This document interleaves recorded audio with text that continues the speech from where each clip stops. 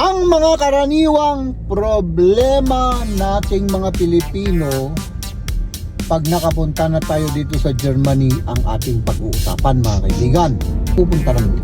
Pupunta lang nila dito na bobolol ka na naman dyan!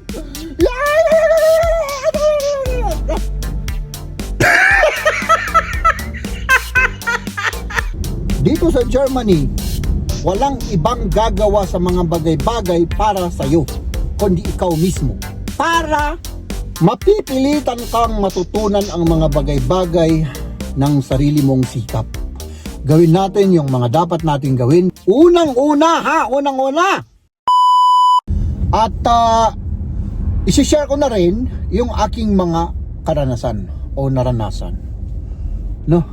At syempre sa mga hindi nakakaalam ay 18 years, magna 19 years na po ako dito sa Germany. So almost 2 decades, no? At yun, nung una mga kaibigan, no? Pumunta ako dito, very positive ako. Oo.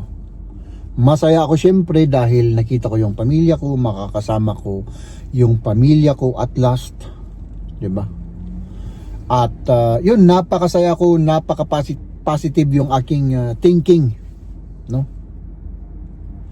Hanggang namulat ako sa katotohanan, mga kaibigan, na hindi pala madali dito, no? Unang-unang tumama sa akin, mga kaibigan, makalipas lang ng maiksing panahon, yung homesick. Oo. Matindi pala yun. Kasi dito, siyempre kasama ko yung pamilya ko, si Mrs. at yung anak lang namin. At saka siyempre yung mga iilang nakilala natin dito. At saka yung mama at papa ni Mrs. noon. No? So, kakaunti lang. No? Ako naman doon sa Pilipinas, mga kaibigan, lagi kong kasama yung mga kapatid ko, nanay, tatay ko, kapitbahay namin, mga pinsan namin, halos mag-anak kami doon sa compound kung saan kami tumira. Laging kasama ko yung mga barkada ko. So ibig sabihin, mga kaibigan, laging pinapalibutan ako ng mga taong mahal ko sa buhay o mga kakilala, no? So tumama sa akin, mga kaibigan, yung homesick. Nalungkot ako na nalungkot. Parang gusto ko nang umuwi. Ganun pala yung homesick, no? Kahit walang nangyayari sa yung masama, parang ang lungkot-lungkot ba ng buhay? Parang may kulang.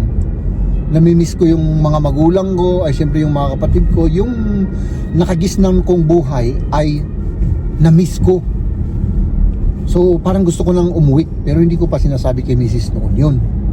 Saka ko na lang sinabi kay Mrs. Ayun. At yun, yun ang isang kalaban po natin. Yung iba talagang hindi kinakaya, talagang umuwi na, no? So ang ano ko dyan, ang masaklap dyan, kapag ikaw yung breadwinner at ikaw lang talaga ang nagtatrabaho at may umaasang pamilya sa'yo sa Pilipinas, ay mahirap, no? Kapag natamaan tayo ng homesick at hindi tayo naging matibay. So ang ibig kong sabihin, mga kaibigan, huwag tayo kaagad yung bang give up. Bigyan natin ng panahon yung ating katauhan.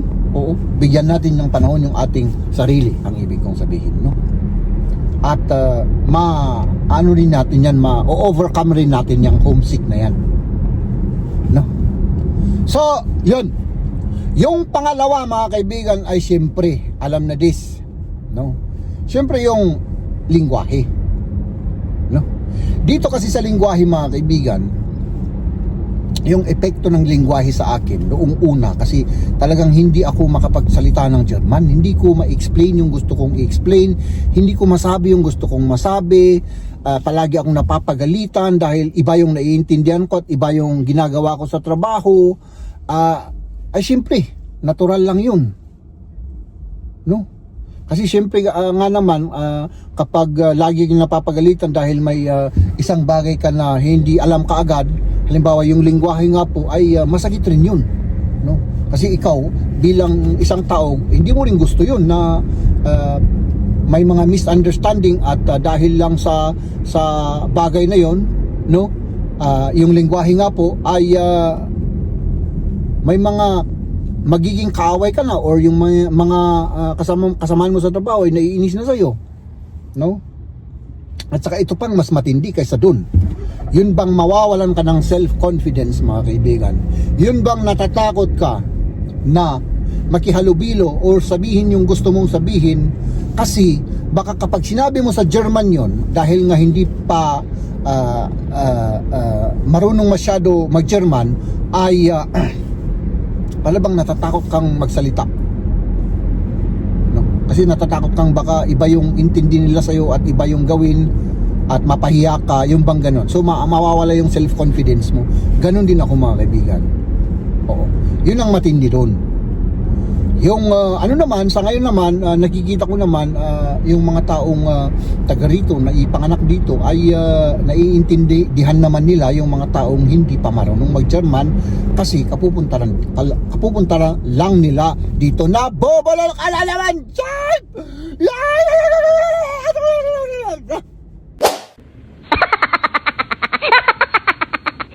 Bobolol na naman ako! Pasensya na, mga kaibigan. So yun, di ba? Mawawalan ka ng self-confidence, malulungkot ka, magiging mahiyain ka. Oo. Ganon din ako, mga kaibigan. Pero nung talagang nagsumikap ako at pinag-aralan ko yung mga weaknesses ko, halimbawa nga yung German language na yan, paunti-unti na kumapal ang aking pagmumuka. Mas lalo na ngayon na medyo marunong-runong na tayong mag-German, ay mas kumapal yung aking pagmumuka.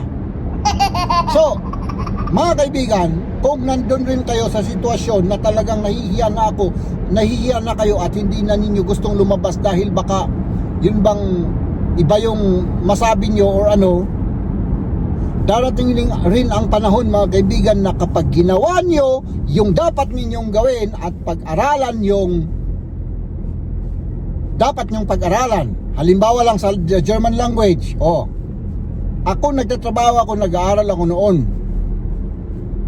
tapos sabi ko talagang ito yung talagang kulang sa akin dito, no? Yung understanding naman wala akong problema doon, pero yung talagang magsalita, yun ang kulang sa akin. Ang ginawa ko, syempre, pagkatapos kong magtrabaho at pagkatapos kong mag-aral, ay pupunta ako sa gabi at mag-aaral ng German course from 7 to 9. Ganun lang. Ay kung syempre nandito ka lang at nakaupo ka at sabihin mo, hindi ako marunong mag-German, samahan mo ako, hindi ako makapunta ron kasi hindi ko alam mag-German. Kapag hanggang dun ka lang at wala kang ginagawa, ay syempre, diba? Walang mangyayari rin. Dito sa Germany, walang ibang gagawa sa mga bagay-bagay para sa'yo, kundi ikaw mismo. Tutulungan ka, naka-assist lang sila. Pero hindi nila gagawin ang isang bagay para sa'yo. Ikaw mismo. Oo. Kaya, mga kaibigan, gumalaw tayo. Kung nasanay tayo doon sa Pilipinas na lagi tayong may kasama, laging may tumutulong sa atin, at laging kapag nangailangan tayo ay nandyan kaagad sila, dito hindi po ganun dito. Dito may kanya-kanyang buhay yung mga tao. Kamag-anak mo man yan, kapatid mo man yan, kaibigan mo man yan, may kanya-kanyang silang oras para sa kanilang sarili, para sa kanilang trabaho, para sa kanilang pamilya, para sa kanilang mga hobby, no? Isipin mo na lang na walang oras sila sa'yo para mapipilitan kang matutunan ang mga bagay-bagay ng sarili mong sikap. Oo, tama yung sinabi ko. Subukan nyo yun. Kung nasanay ka sa Pilipinas, mga kaibigan, na parang instant lahat nabibigay sa iyo or naibibigay or na natutulungan ka kaagad, dito Walang ganun. Itatak mo sa isipan mo na dito ay kanya-kanya. No? Itatak mo rin sa isipan mo na sila ay walang oras palagi sa'yo. Kahit na kamag-anak mo yan, and so on and so forth. Kung wala silang oras, wala.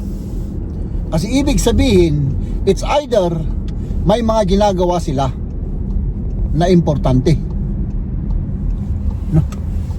Kung sasabihin nilang ay wala akong oras, di ba? Ganun. Oh. Tapos yon, gawin natin lahat para sa ating sarili. Magpapatulong tayo, pero gagawin din natin mismo. Magpapatulong lang, hindi kukuha ka ng kaibigan mo na magaling mga karpintero, siya lang ang mga karpintero, pinapanood mo lang kasi hindi mo alam. Hindi ganun dito. Ikaw ang 90% nagagawa, 10% lang siya mag-a-assist sa'yo para rin matutunan mo. No? Huwag kang magtawag ng kaibigan na sasamahan ka sa isang opisina dahil hindi ka marunong mag-German at nung magpapasama ka at siya ang magsasalita para sa'yo. Huwag. Kasi habang buhay ka na ng ganun, paano kung wala ka ng mga kaibigan? Ano nang gagawin mo? Diba? Oh. Tapos, ito pa. Yung mga tao po rito ay talagang diretsahan magsalita. Lalong-lalo na sa trabaho. Kaya kung balat sibuyas ka, ay kailangan rin matutunan mo rin na maging hindi balat sibuyas. Basta, wag mo lahat personalin. No? Kasi nung una, ganun din ako. Pinipersonal ko lahat. Kasi hindi ako kasi sanay sa ganun eh. Ang akala ko iniinsulto ako, yung parang iniinsulto ba ako? So, hindi pala ganun. No? Dito, sinasabi lang nila para hindi ka personalin. Sinasabi nila, para sa next time na gagawin mo, lalong-lalo na sa trabaho, no? Halimbawa, nagkamali ka. Di next time hindi ka na magkakamali kasi sinabi sa'yo yung mga kamalian mo.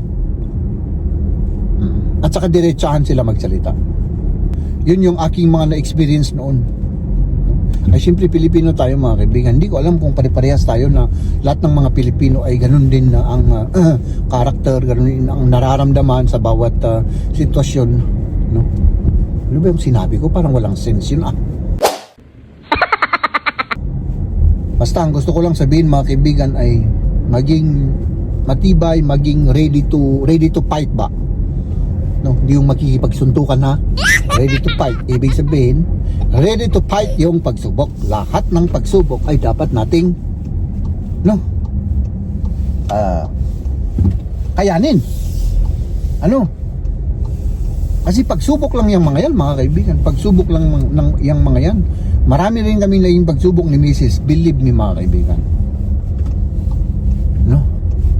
Pero dapat kapag may mga pagsubok sa buhay natin dito sa Germany, habang dumarating dumarami yung pagsubok or habang basta may dumating na pagsubok, dali lang at habang tumatanda tayo ay dapat medyo alam na natin kung ano yung mga solusyon natin sa mga problema halimbawa, di ba? No, parang nalilihis na tayo sa ating mga sinasabi rito. Basta yun mga kaibigan, take care of yourself. Gawin natin yung mga dapat nating gawin dito sa Germany. Unang-una, German language. Yan ang magiging bintahi po ninyo kapag nandito kayo, kapag minaster ninyo yung German language, or at least man lang mai-express ninyo yung inyong mga sarili at maintindihan nyo rin yung mga kausap ninyo. Hindi po kailangan ring maging perfect yung grammar. Importante masabi ninyo yung gusto nyong sabihin at maintindihan rin yung German ninyo. Oo. Kasi ang hirap. Ako mga kaibigan, yung pagmumura lang ang alam ko bago ako nagsimulang mag-aral dito. Kaya pinagsabay-sabay ko yan. Pag-aaral, trabaho, pag-aaral ng German language, pinagsasabay-sabay ko yan. Ang hirap pagka ganun. Kaya kapag may opportunity kayong mag-German language or mag-practice na mag-German, gawin natin. Oo, gawin natin yan. Yun ang the key to success sa Germany. pag-aralan at dapat marunong mag-German. 'Di ba? So, yun lang mga kaibigan.